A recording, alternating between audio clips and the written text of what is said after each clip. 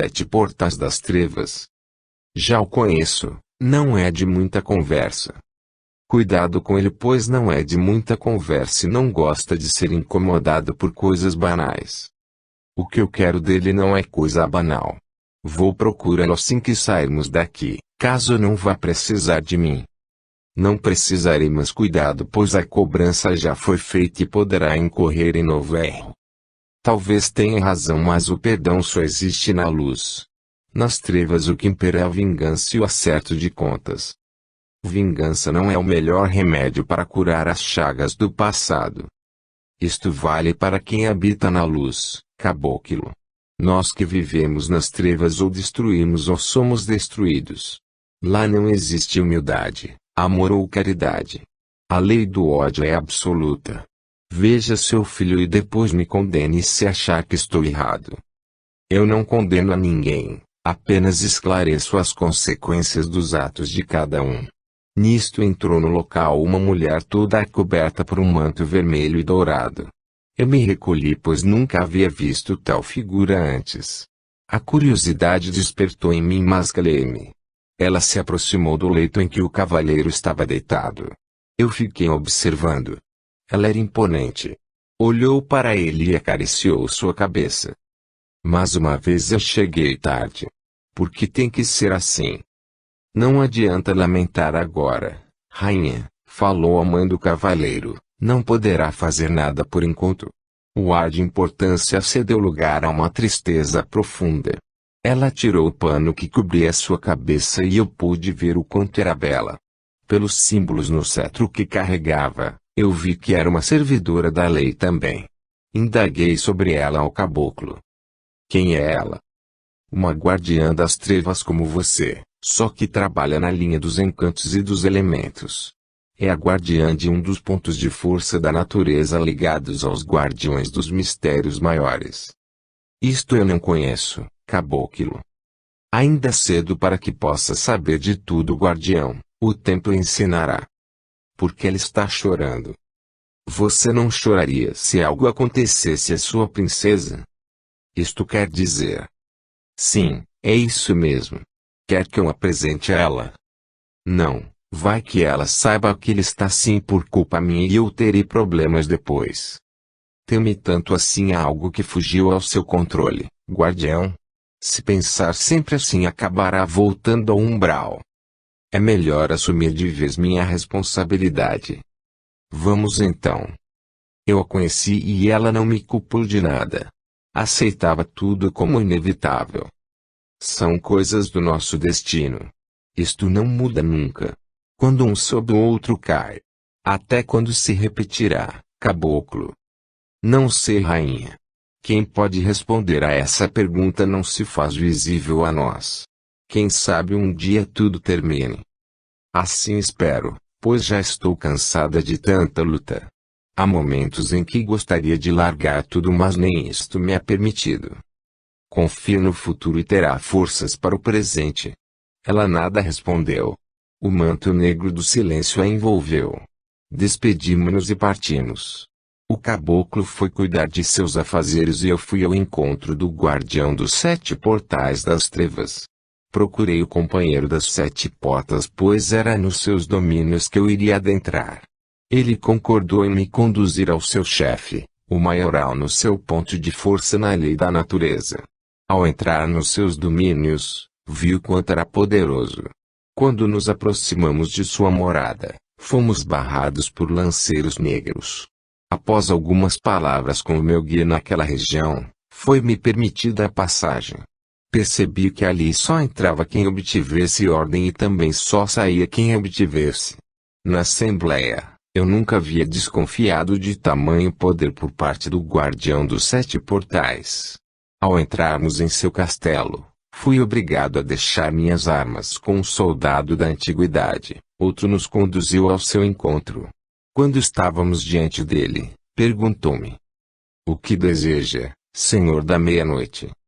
Vim ao seu encontro porque fiquei sabendo que tem alguém em seu reino que me pertence. Todos os que estão nos meus domínios me pertencem, isto é indiscutível. Mas, se eu achar que pode levá-lo, eu darei de presente. Quem é o infeliz? É aquele que denunciou o Cavaleiro da Estrela da Guia ao Príncipe das Trevas. Ele deu uma gargalhada e com os seus olhos frios que pareciam atravessar meus ossos, lançou umas faíscas em minha direção. Quem disse que lhe pertence? Eu me assustei com seu tom de voz. Tenho contas a ajustar com ele. Vou mostrar-lhe onde ele está. Num relance, estávamos numa localidade infernal. Que lugar é este, senhor guardião dos 7 portais? Aqui é onde reeduco os traidores. Tem até um local para isto. Para cada tipo de delito, tem um lugar para reeducação. Por isto sou o senhor dos 7 portais das trevas. Entendo. Ainda não entende, senhor da meia-noite. Tem apenas uma vaga ideia.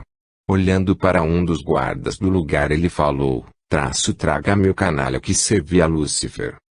Num instante ele foi trazido. Tinha uma corrente no pescoço e o corpo reduzido a pele e ossos.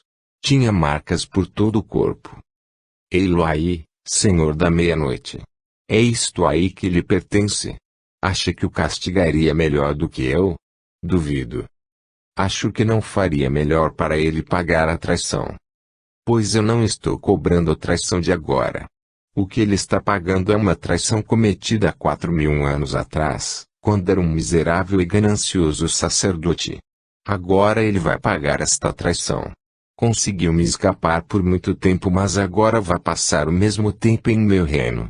Quando eu o soltar, será o mais perfeito dos espíritos, pois terá medo até de se olhar. Posso falar com ele? À vontade, senhor da meia-noite. Eu me aproximei e chamei-o pelo nome. Vamos, traidor, encare-me agora. Ajude-me, amo. Eu imploro sua ajuda, estão acabando comigo. Que pena, não. Devia ter pensado nisso antes de me trair. Por que não veio acertar suas contas comigo ao invés de descarregar seu ódio no meu amigo da luz? Ele também era culpado por minha queda. Assim me vinguei dos dois. Conte-me sua história, cão. Depois verei o que posso fazer por você. Nós já fomos irmãos num passado longínquo.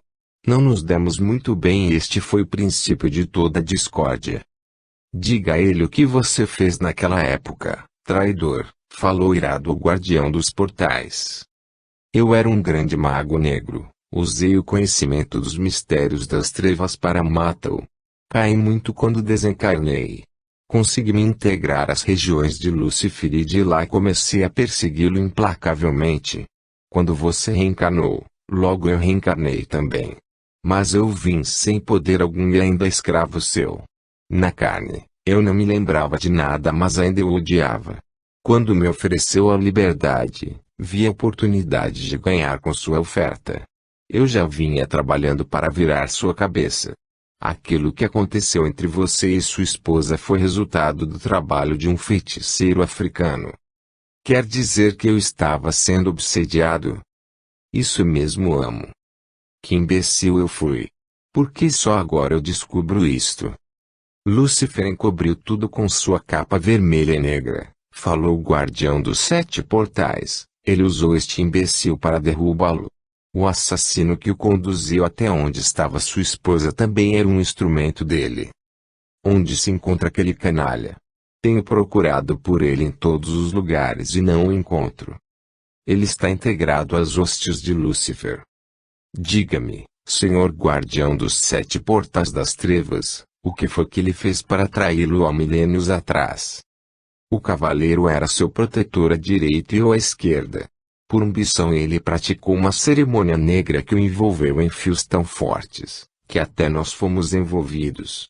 Muitos dos meus caíram nas garras de Lúcifer.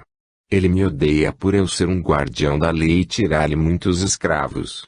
Você caiu, o cavaleiro caiu e eu caí, todos vítimas do mesmo canalha, este traidor aí. Falou-me sobre como foi o golpe para se apossar do meu reino.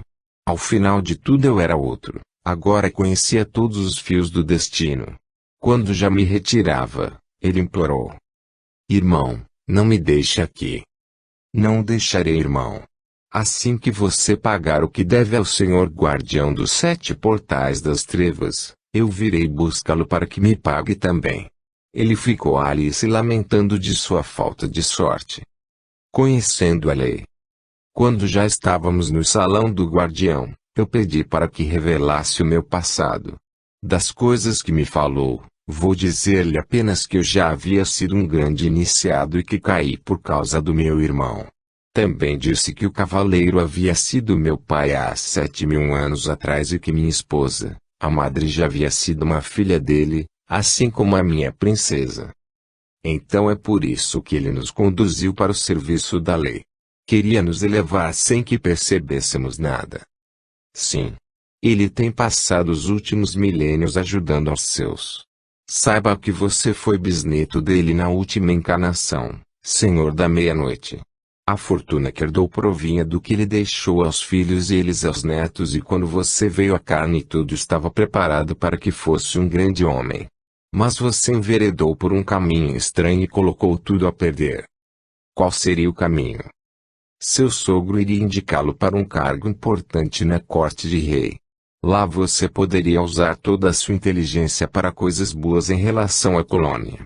O porquê, você já sabe. Só uma coisa boa resultou de todo o esforço do cavalheiro. O que foi? Sua antiga esposa usou toda a sua fortuna em benefício daqueles que eram amparados pela ordem que ela abraçou.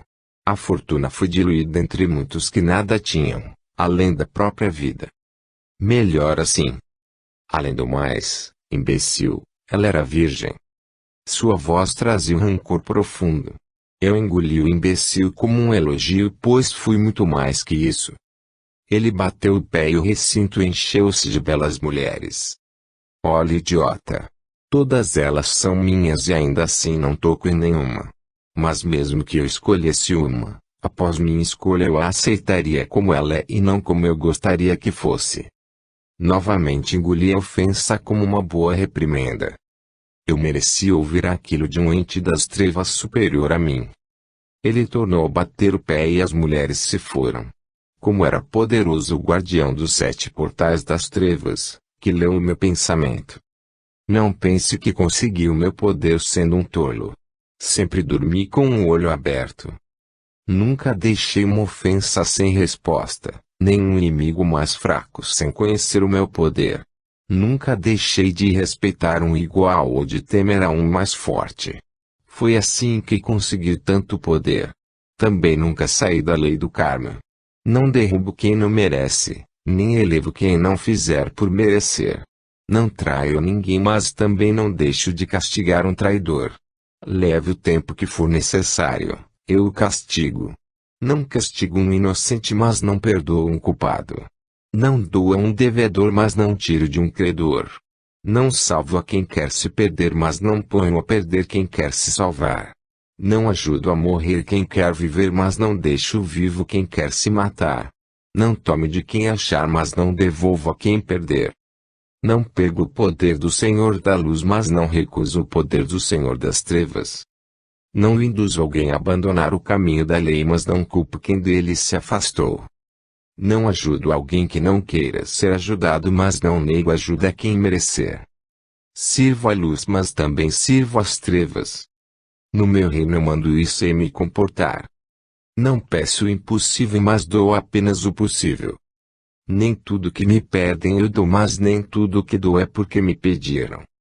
Só respeito a lei do grande e da luz e das trevas e nada mais. É por isso que o grande exige de mim. Portanto é isto que eu exijo dos que habitam o meu reino. Não faço chorar o inocente, mas não deixo sorrir o culpado.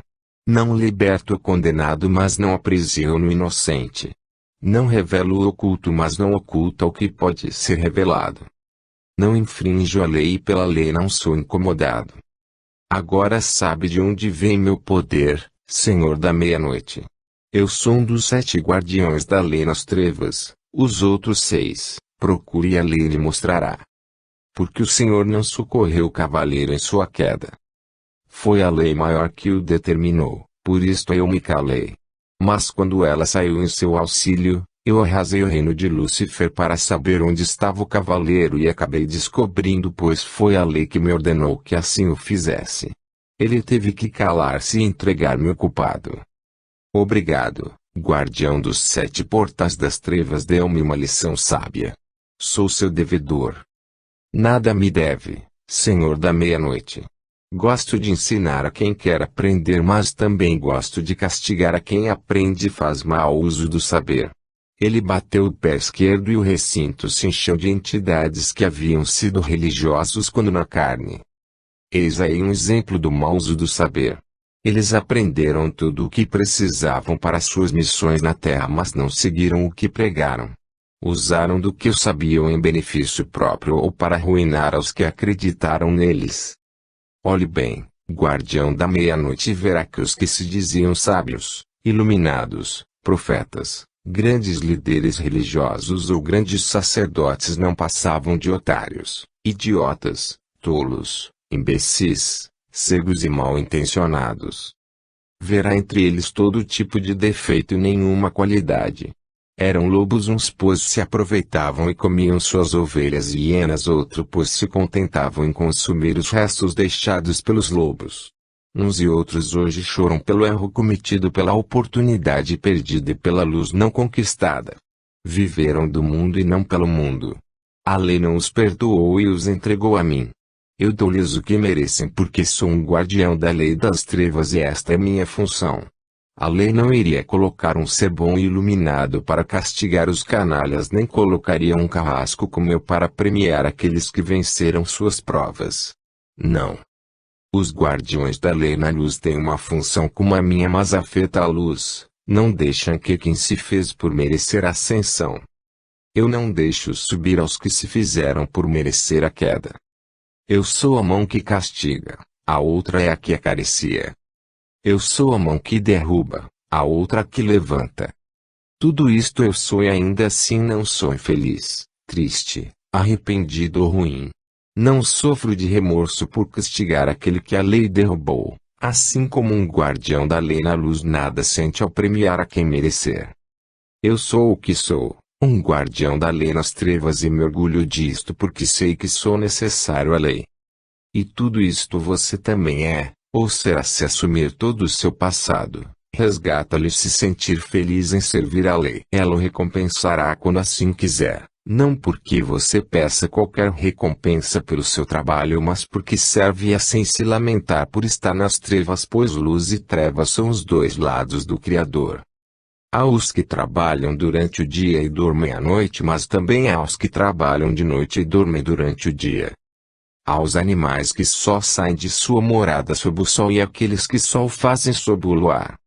Há o verão, mas há também o inverno. O que um aquece o outro esfria e vice-versa. Há a primavera, mas há também o outono. O que um faz brotar o outro faz se recolher e vice-versa. Há o fogo para queimar e a água para saciar a sede. Há a terra para germinar e há o ar para oxigenar. Há tantas coisas e no fim são somente partes do um. Por isto lhe digo, guardião da meia-noite, aos anjos e aos demônios.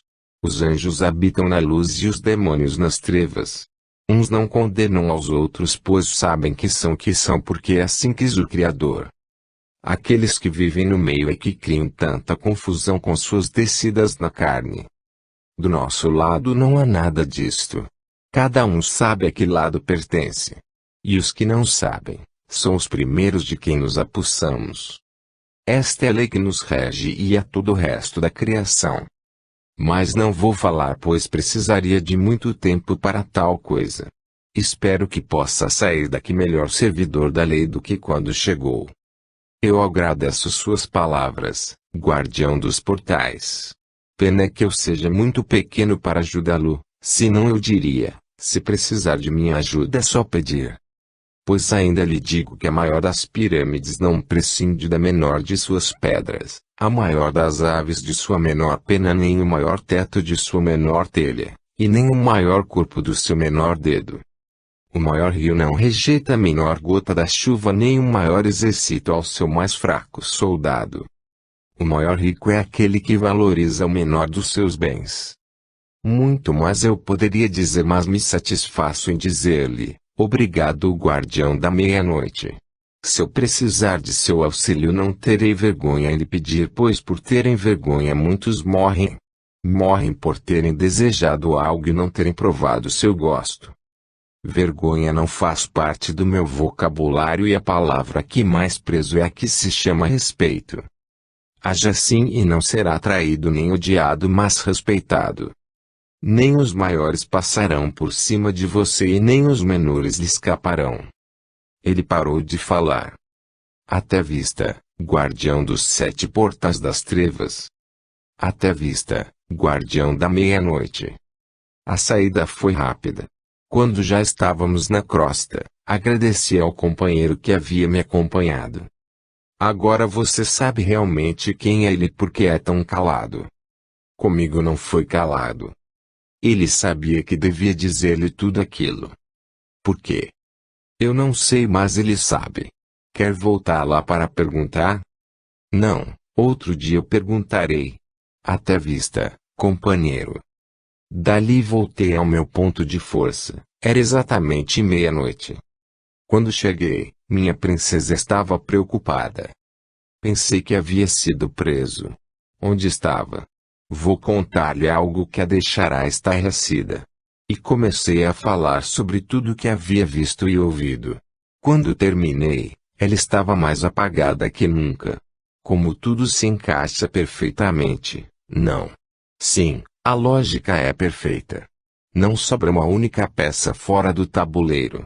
O destino puxa seus fios e nós somos guiados para onde ele quer, princesa. Será que o cavaleiro se recuperará? Isto eu não sei, mas os mestres da luz saberão ajudá-lo. A mulher que você viu chegar eu a conheço. Ela é a rainha do ponto de força das trevas do mar. Serve a lei na segunda linha de força da natureza. Mas por que o cavaleiro não a levou consigo? Isto é um mistério para mim. No momento certo eu saberei. Quero saber também. Fale-me quando souber. O tempo corria, pois eu me desdobrava no trabalho com os guardiões da lei na luz. Muitos de minha linha atingiram o grau de guardiões ou mudavam de lado e passavam para a direita. O perdão. Um dia eu resolvi ir pessoalmente até a casa de minha antiga esposa, a madre. Quando cheguei não vi movimento algum e me estranhei. A casa que antes era um centro da linha branca estava abandonada. O que teria havido? Estava triste sim pela ausência da madre. Exu também senti tristeza. A falta de movimento de pessoas e almas, ali tornava aquela casa triste também. Pena que eu não tive coragem de lhe contar toda a verdade enquanto podia. Não a verei mais, deve ter se elevado muito, eu pensava alto. O que não teve coragem de me falar, guardião da meia-noite? Eu me assustei. Era a madre. Eu falava para mim mesmo, madre. O que aconteceu com o seu templo? Meu pai terminou sua missão na Terra e os que ficaram responsáveis pelo grupo mudaram-se para outro local. Saberia disto se pudesse ter vindo aqui antes. Sinto saber disto, mas fogo em ver que conseguiu vencer mais uma luta, madre. Vim aqui para ver se havia alguma alma em busca da luz do saber divino e quando vi, aproximei-me e ouvi seus pensamentos. O que o atormenta tanto, guardião? Ainda posso ouvi-lo, caso queira dizer-me algo. Tomei coragem. Afinal, eu era ou não um guardião? Eu sou um canalha, madre. Por que se julga assim? Acaso age como tal? Isto eu não sei dizer, mas agi assim há muito tempo atrás com a senhora. Eu não me lembro de ter tido tal desprazer. Pois eu sou o barão que a fez sofrer tanto no passado. Você é o barão? Sim. O cavaleiro não lhe falou quem era eu? Não. Ele sempre dizia que você estava bem, quando eu pedia notícias suas. Muito nobre da parte dele. Sinto pelo seu estado atual, barão. Não sofra por minha causa, pois não mereço compaixão alguma. Por que diz isto? Todos somos merecedores de compaixão. Não alguém como eu. E ainda mais, sendo você a vítima e eu o réu. Até hoje sinto vergonha pelo que nós sofremos só um pouco e você sofreu demais. Acho que não devia se condenar tanto. Eu poderia viver toda a eternidade nas trevas e ainda assim acharei que é pequeno o castigo que recebi pelo mal que causei a você e a tantos outros. Pois eu não guardo mágoas do que houve. Afinal eu pude me realizar como freire e meu pai já o perdoou há muito tempo. Eu quero agradecer por ter usado tão bem a minha fortuna. Este é um ponto a meu favor. Saí da terra e desci ao inferno, mas você soube transformar toda ela em paz aos menos favorecidos. Achei que você gostaria de saber disto. Soube há pouco tempo e foi isto que me deu coragem de vir aqui hoje. Espero que me perdoe por não ter sido a esposa que esperava que eu fosse. Você foi a melhor esposa que eu poderia ter merecido. Eu é que não me portei como marido nem como homem. Só quero que saiba que eu a amei muito, ainda que ao meu modo.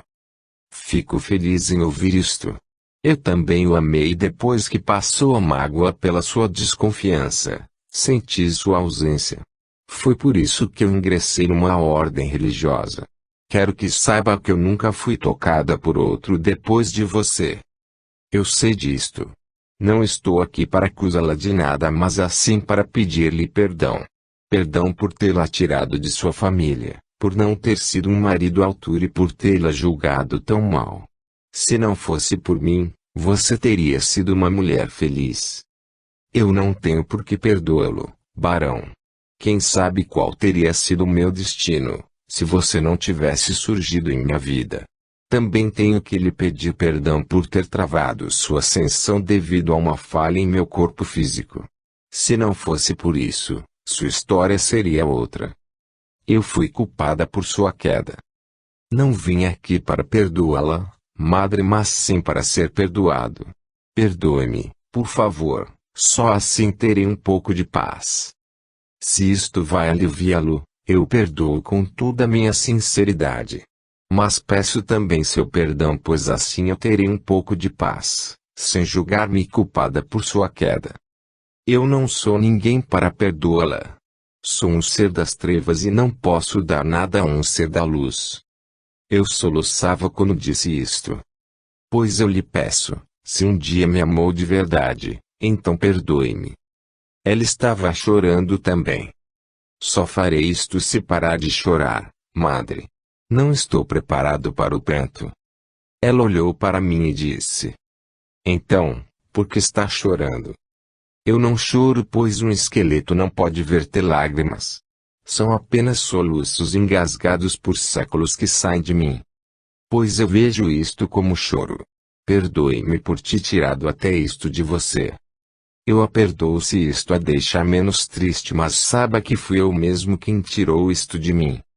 Penso que agora vamos ter um pouco de paz, não, barão? Sim, madre, agora vamos ter paz. Peço sua licença para ir-me embora. Caso algum dia venha a precisar de minha ajuda, ordene e a servirei com prazer. Você também, barão, caso precise do meu auxílio é só me chamar e eu atenderei no que puder. Obrigado, madre. Até vista. Envolvi-me com minha capa e saí andando da casa. Não tinha pressa alguma em voltar ao meu ponto de força.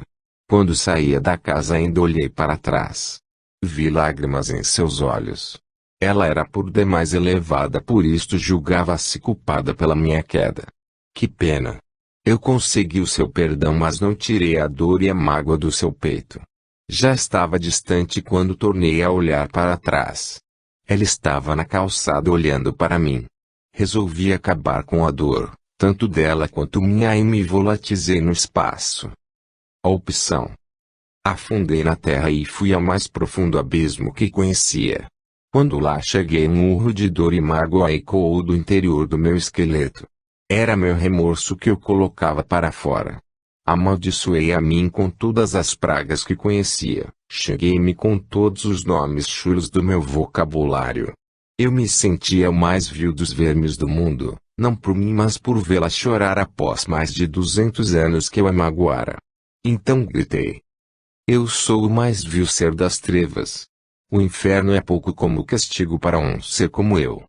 O soluço tomou conta do meu ser. Uma voz profunda me interrompeu. Por que se julga tão mal, meu filho? Eu levantei a cabeça e vi um ente da luz.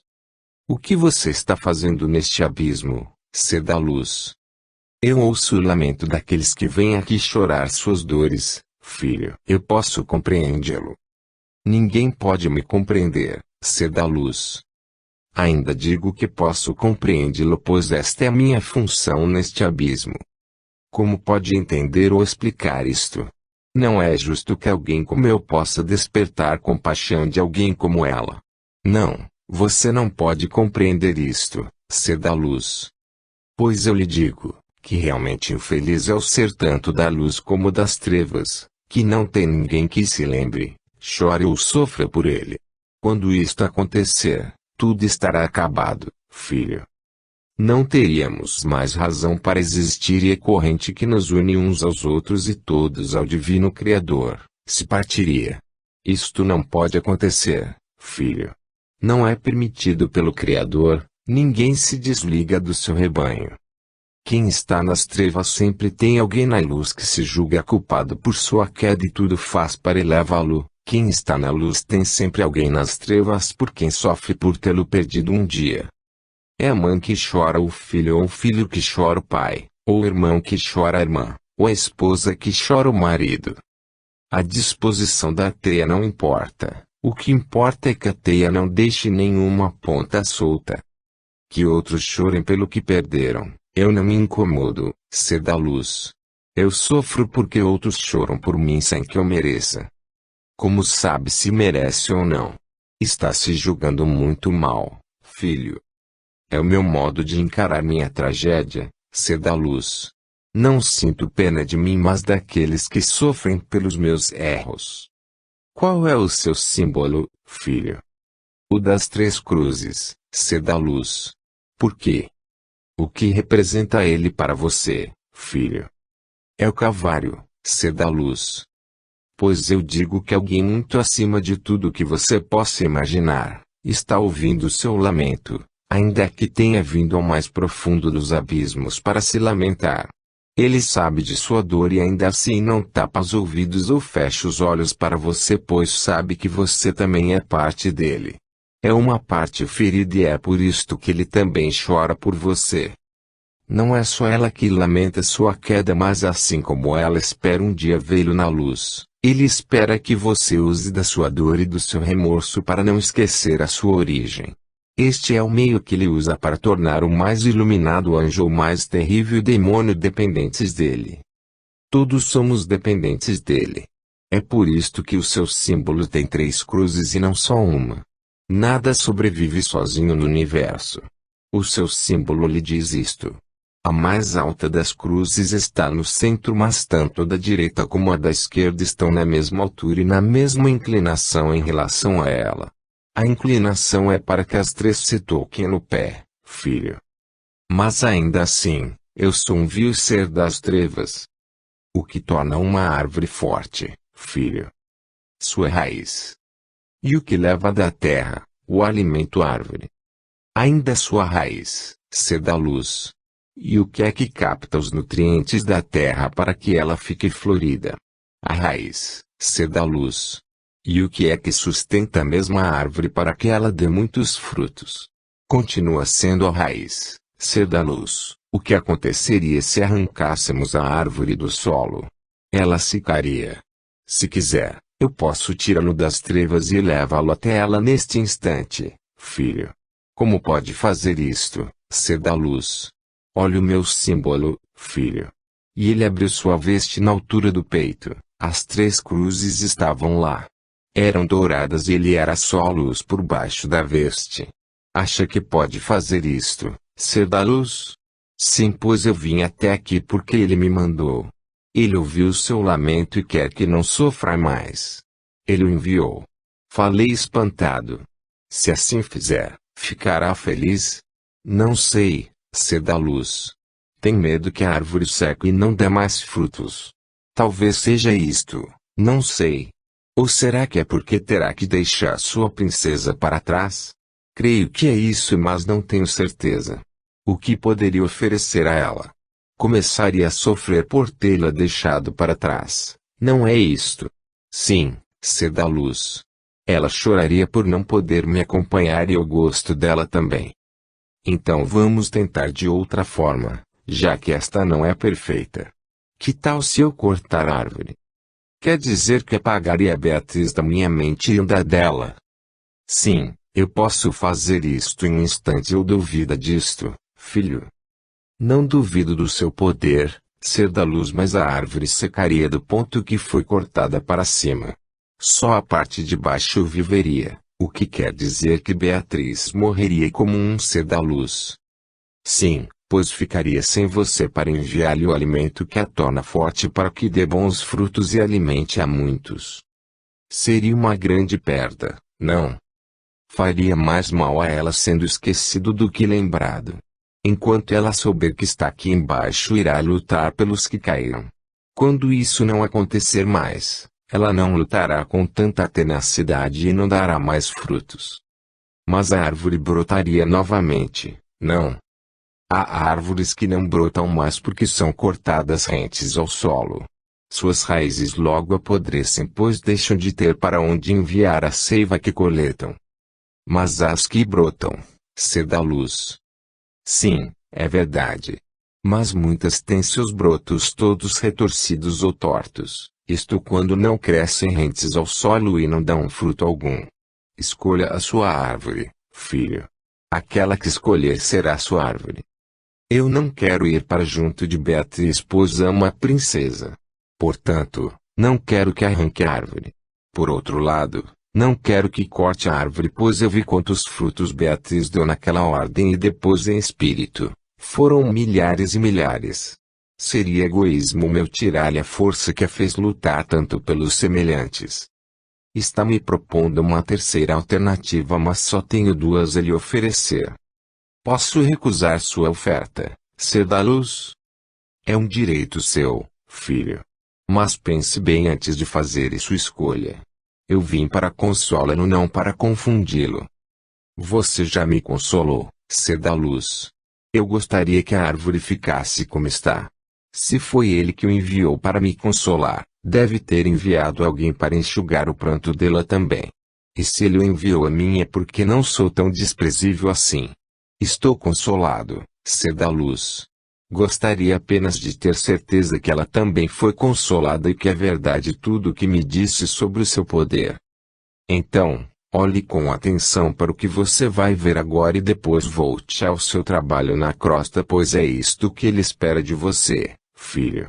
Eu olhei para o seu peito e as 3 cruzes foram crescendo até se tornarem enormes. Na do centro, formou-se um clarão cristalino e eu vi Beatriz diante de 3 cruzes iguais àquelas que eu vi. Ela olhava para a do meio. Tenho certeza que ela olhava para mim. Quem é você, ser da luz? Gritei eu. Eu sou o símbolo vivo, filho.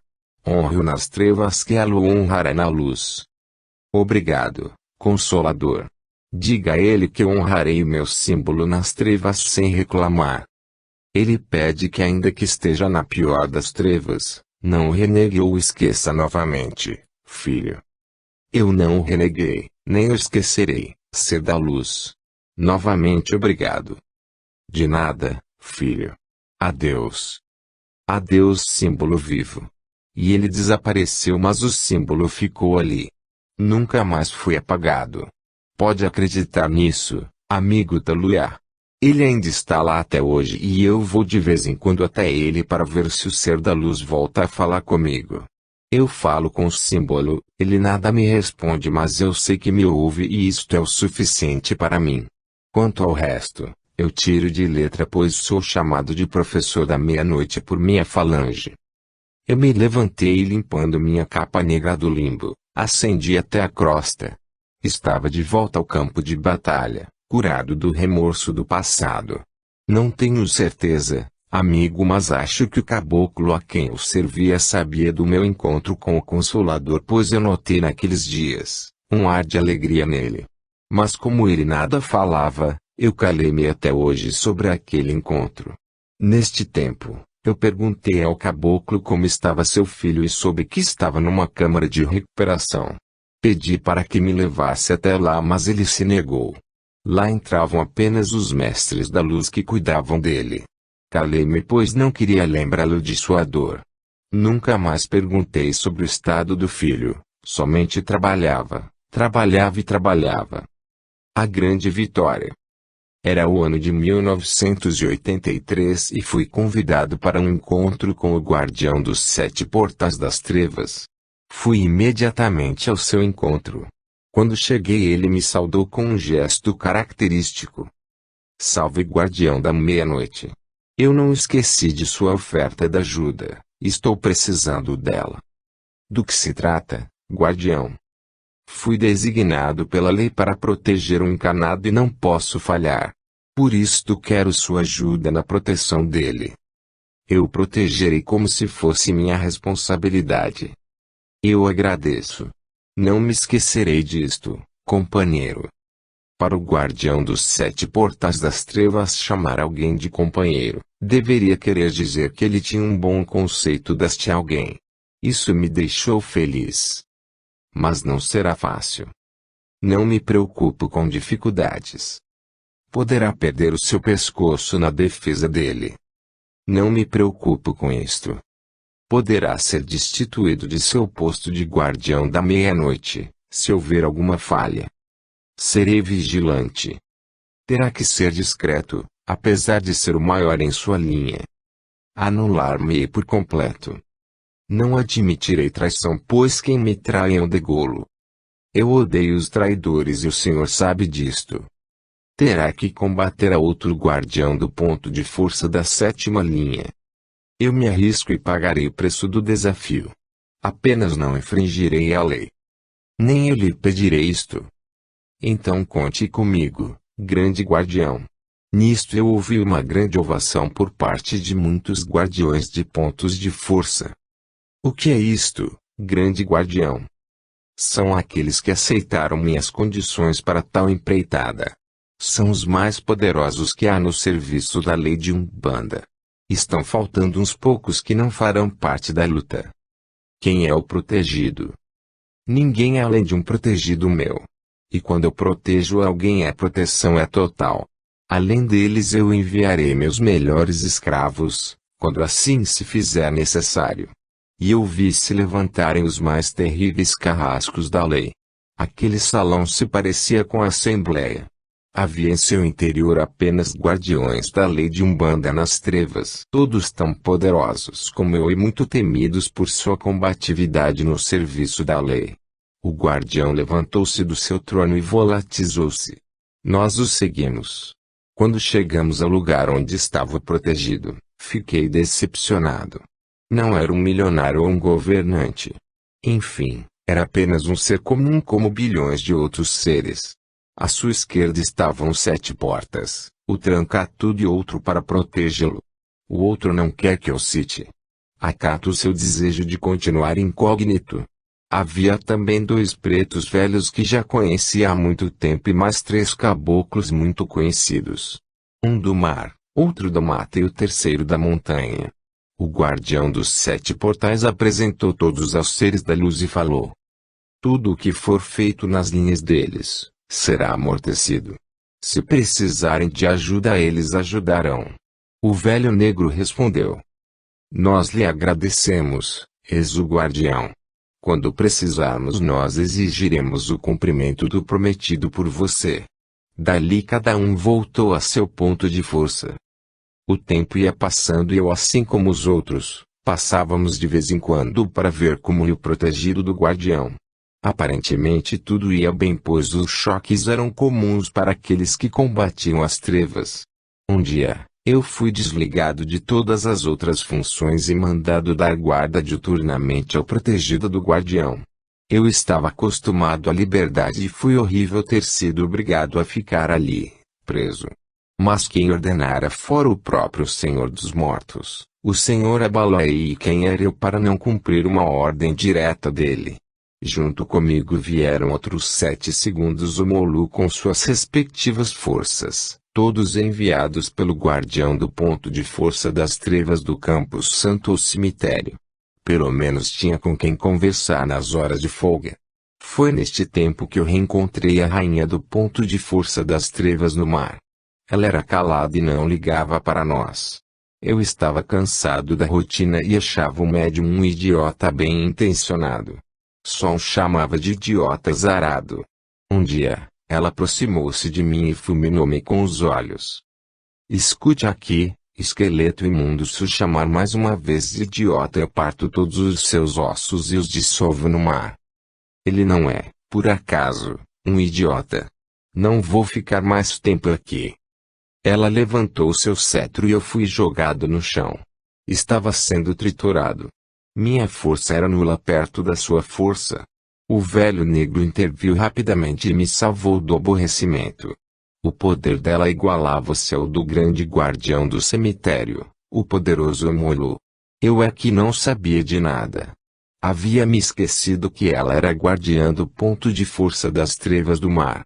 No mesmo instante, eu descobri tudo. Nós estávamos guardando o cavaleiro da estrela da guia que havia sentido no espírito o poder do príncipe das trevas. Levantei-me e falei. Desculpe-me, rainha, não sabia que era o... Fui interrompido pela voz do velho negro. Não fale, guardião. Eu só queria. Não fale, é uma ordem. Eu não pensava que... Não pense também. Se não pensava quando podia pensar, agora está proibido de pensar. Não pense e não fale. O ar ouve tudo isso era muito ruim se o seu pensamento for ouvido. Não pensarei, chefe, nem falarei mais nada. Só peço desculpas pelas minhas palavras, rainha. Espero que aceite. Eu aceito, guardião. Mas fica em aviso, se houver traição, o culpado pagará com a própria existência. Não mais o chamei de idiota azarado. Vigiava meus pensamentos ao extremo. Além do mais, eu também me escoltei com os mais leais e poderosos auxiliares. Toda cautela era pouca. Aprendi a dormir com o olho aberto como havia dito, há muito tempo atrás o grande guardião. As encrencas começaram a acontecer algum tempo depois, os choques vinham de todos os lados. O idiota começou a crescer rapidamente. Foi sendo despertado pelos caboclos e pelo velho negro. Nós à esquerda, não pensávamos e nem falávamos. Quando chegou a hora certa entramos no campo da magia pura. Os elementos foram conquistados. Os reinos elementares conheciam o antigo Margo e respondiam com todos os seus poderes. Os inimigos começaram a cair, um a um. Legiões inteiras de seres das trevas desapareciam do mundo subterrâneo para sempre. As 6 obrigações haviam se completado, faltava apenas a 7ª, que era a mais difícil de todas. Era o chamado do ancestral místico à sua emanação. O idiota já não era um idiota, mas um poderoso mago que começava a ser despertado pelos mestres do saber da luz divina. Eu assistia a tudo calado, mas sabia que o confronto final iria acontecer. Os mestres do Grande Oriente começavam a chegar. A vigilância da luz era implacável.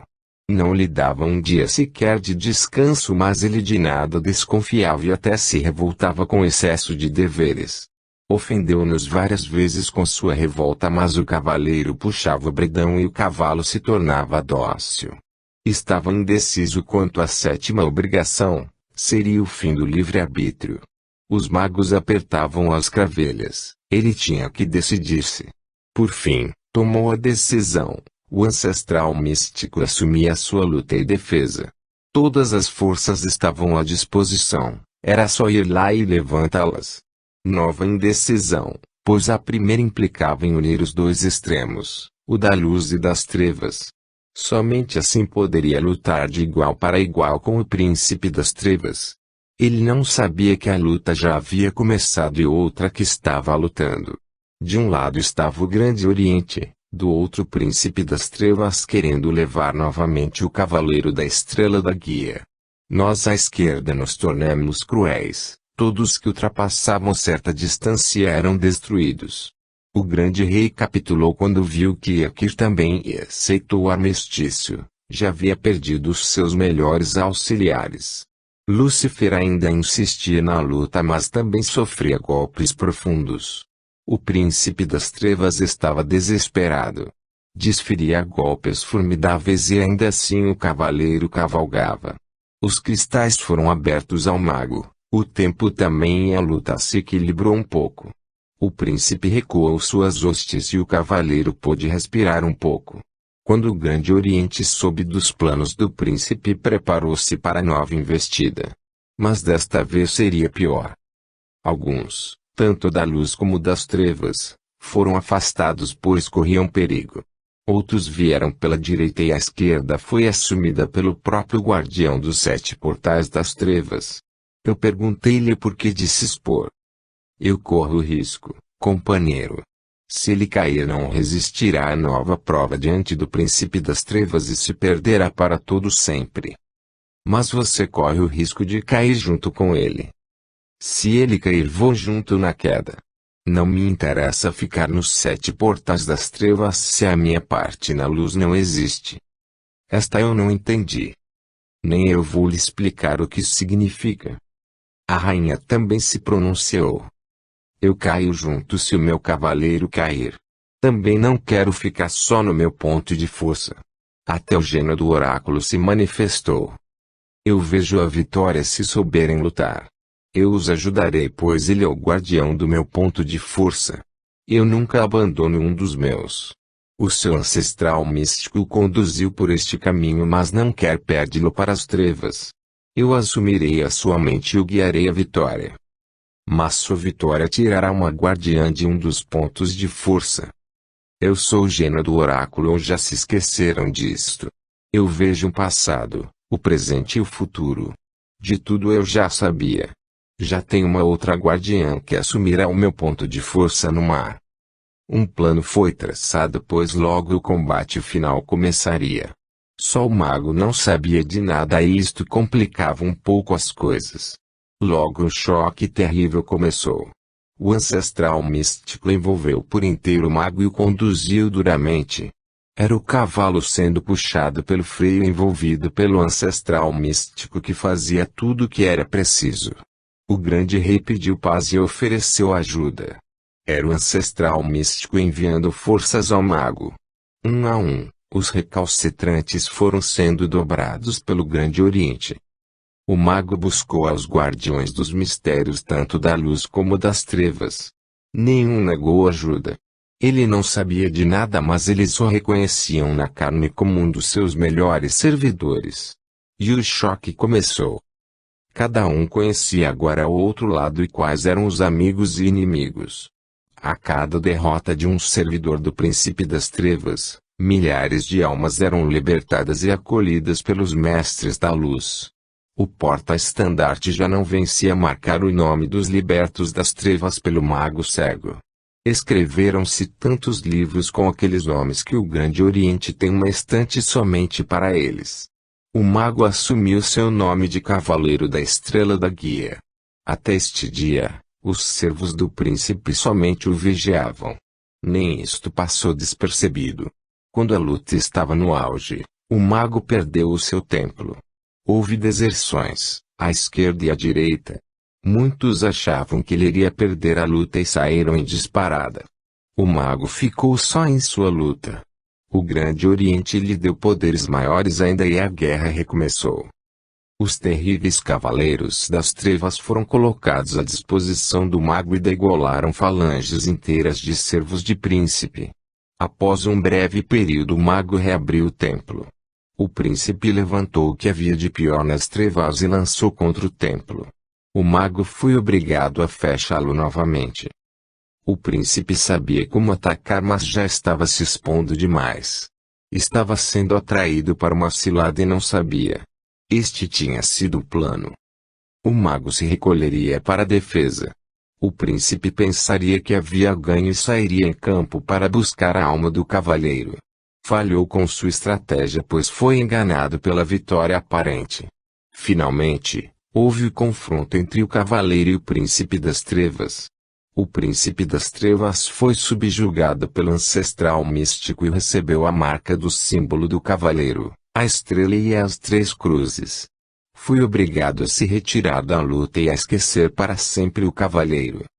Eu e os que participaram da luta toda sem arredar os pés, temos o sabor da vitória de todos. Afinal, um dia o cavaleiro desceu até nós e nos encaminhou para servirmos a lei de Umbanda e não o deixaríamos sozinho na hora que mais precisava. Todos nós ganhamos estrelas em nossos símbolos.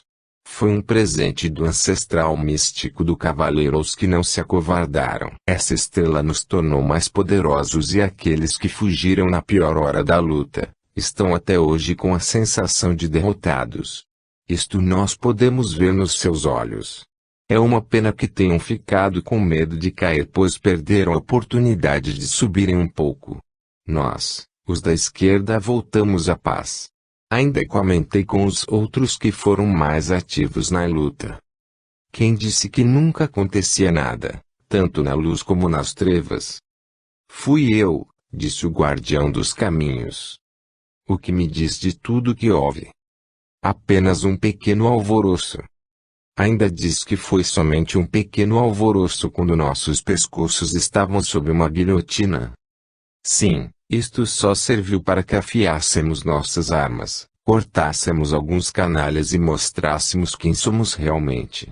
Hoje eles sabem que nas trevas não há amor mas ódio. Não há humildade mas soberba, não há compaixão mas somente vingança pura. Quem quiser amor, humildade e compaixão, que vá viver na luz. Aqui impera a lei dos mais fortes e mais espertos. Não é a própria lei quem diz que quem deve paga e quem merece recebe? Sim, a lei diz isso mesmo. Então vamos esperar que a lei nos diga quando mereceremos outro combate desses. Isto aqui já está monótono de novo pois nada muda nas trevas. Espero que seja daqui a 7.000 anos, seu filho de uma rameira. Ele nada disse e caiu na gargalhada. Mas por que você me contou tudo isto, companheiro da meia-noite? E porque estava feliz quando chegou? É que fui convidado a mudar de lado há algum tempo atrás. Tentei me adaptar à luz mas não deu certo. Cheguei à conclusão de que nada muda mesmo. Assim como nas trevas existem aqueles que querem subir e aqueles que querem descer, na luz também eles existem. E o que tem isto de mais? Apenas que, na luz temos que tentar impedir os que querem descer e ajudar aos que querem subir. Isto é certo mas ainda não entendi o que você está tentando dizer. O que eu estou dizendo é que se na luz existem tantos que querem descer, eu volto para as trevas para ajudá-los na sua chegada. Vai tentar mostrar que estão errados. Sim. Mas como, se não terá luz para iluminá-los? Posso não ter luz para mostrar-lhes que estão errados mas tenho um chicote novo, uma espada nova com uma estrela no cabo, uma grande capa negra para ocultar o meu esqueleto e um enorme tridente pontudo para lembrá-los que nas trevas não há perdão, só castigo. Ele saiu gargalhando alto. Eu fiquei a meditar em sua história. Fim.